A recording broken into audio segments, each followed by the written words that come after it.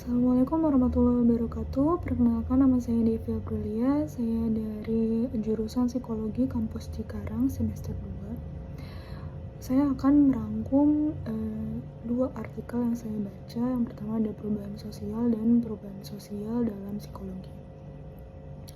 Sebelumnya saya bertanya-tanya, kenapa sih harus ada perubahan dalam sosial atau masyarakat? Kenapa kita nggak mengikuti saja apa yang sudah ada gitu? Apa yang membuat perubahan sosial itu terjadi? Ternyata terjadinya perubahan sosial merupakan gejala wajar yang muncul sebagai akibat dari proses interaksi manusia di dalam dan dari masyarakat. Perubahan sosial sebagai suatu proses perubahan bentuk yang mencakup keseluruhan aspek kehidupan masyarakat. Proses tersebut berlangsung sepanjang sejarah hidup manusia, baik itu dalam lingkup lokal maupun global. Perubahan sosial tersebut dapat terjadi karena pada dasarnya masyarakat itu tidak bersifat statis, melainkan dinamis dan heterogen.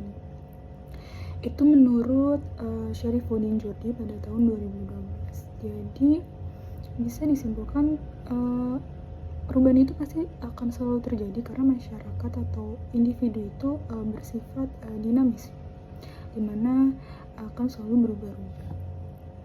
Kemudian ada dua faktor yang mempengaruhi perubahan, yaitu ada faktor internal dan faktor eksternal. Faktor internal antara lain ada penduduk, pertentangan konflik, dan penemuan baru.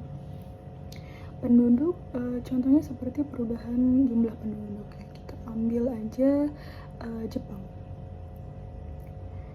Jepang itu kekurangan jumlah penduduk karena masyarakatnya tidak mau memiliki keturunan, sehingga Jepang ini yang saya baca dari salah satu artikel, dia bekerja sama dengan India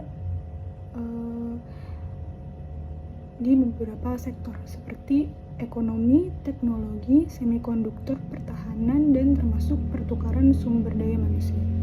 Itu demi menjaga kestabilan di negaranya. Itu ketika dia bekerja sama dengan India, ada beberapa perubahan-perubahan di Jepang yang saya lihat di sosial media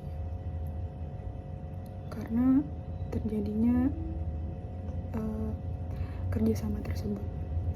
Kemudian pertentangan konflik ini karena contohnya seperti sumber pemuasan kebutuhan menjadi semakin terbatas. Hal ini mengarah pada persaingan dan akhirnya konflik.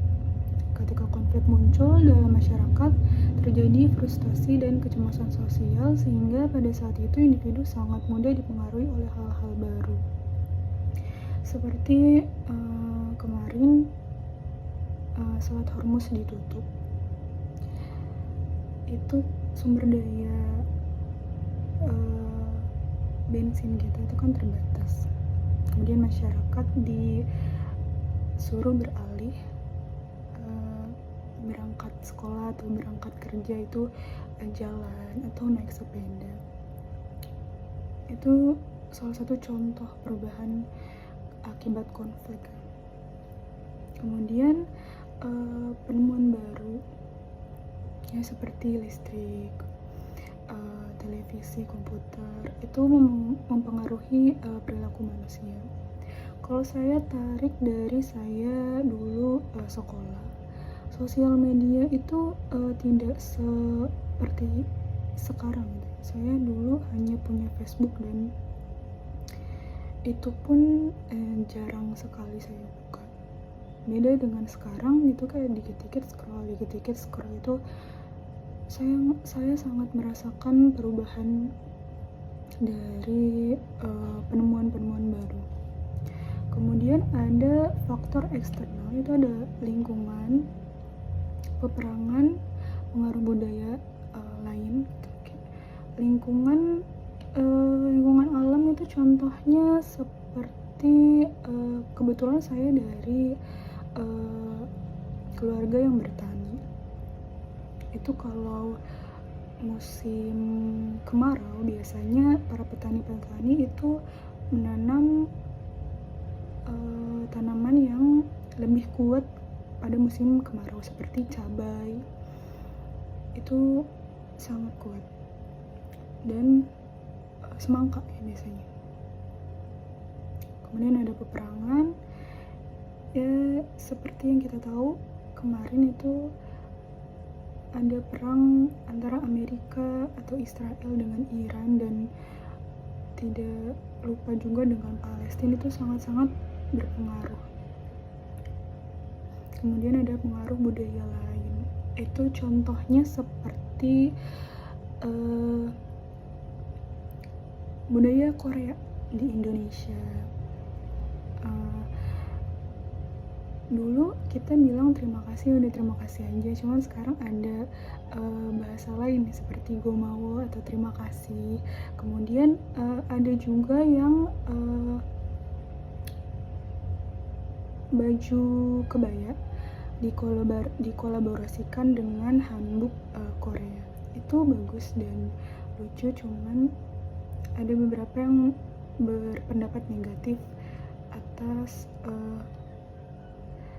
penemuan itu atau pengaruh budaya itu. Dalam perubahan sosial juga mengandung adanya unsur dimensi ruang dan waktu menurut Nanang Martono pada tahun 2012. Proses perubahan ini pasti ada yang namanya jangka waktu atau kurun waktu tertentu. Ada dua istilah yang berkaitan dengan jangka waktu perubahan sosial yang ada di masyarakat, yaitu ada evolusi dan revolusi. Adanya evolusi atau perubahan dalam jangka waktu yang relatif lama itu akan tetap mendorong masyarakat ataupun sistem-sistem sosial yang ada atau unit-unit apapun untuk menyesuaikan diri dengan lingkungannya. Perubahan sosial dapat digambarkan sebagai perubahan dari gejala sosial yang terjadi dalam masyarakat individu menjadi gejala yang lebih kompleks. Perubahan sosial dapat bergerak menuju kemajuan. Dalam hal ini masyarakat berkembang. Di sisi lain, perubahan sosial juga dapat menimbulkan kemunduran dalam kehidupan masyarakat. Banyak ahli mengemukakan pendapatnya tentang perubahan sosial. Salah satu pandangan publik yang paling terkenal adalah pandangan Salo Sumarjan yang mendefinisikan perubahan sosial sebagai semua perubahan dalam pranata sosial masyarakat yang mempengaruhi sistem sosial, termasuk nilai, sikap, dan perilaku kelompok sosial. Perubahan sosial yang dramatis dicirikan oleh 4 karakteristik, yaitu laju perubahan sosial, pecahnya struktur sosial, pecahnya struktur normatif, dan tingkat ancaman terhadap identitas budaya seseorang. Dalam perbendaharaan psikologi, kajian mengenai perubahan sosial sudah cukup lama dilakukan. Makalah pertama tentang perubahan sosial diterbitkan di Academy of Political and Social Science lebih dari 70 tahun lalu, yang berjudul Psychology of Social Change oleh Marquis pada tahun 1947. Di situ perubahan sosial didefinisikan sebagai proses yang selalu lambat dan bertahap. Definisi ini sudah tidak membandai sebab kini kita saksikan berbagai perubahan sosial yang terjadi secara cepat dan dramatis. Sekarang kita ada 3 bentuk atau tipe perubahan sosial. Jenis-jenis ini adalah perubahan lambat dan perubahan cepat, kemudian perubahan yang diinginkan dan perubahan yang tidak diinginkan, kemudian perubahan berdampak rendah dan perubahan yang berdampak tinggi. Hingga kini sayangnya belum ada penjelasan mengenai hubungan antara proses makro, perubahan sosial, dan proses mikro dari dampak psikologisnya. Diperlukan kajian yang berfokus pada konseptualisasi perubahan sosial yang mencakup proses makro dan mikro untuk memahami adaptasi individu terhadap perubahan sosial. Sekian rangkuman yang saya dapatkan dari dua artikel tersebut.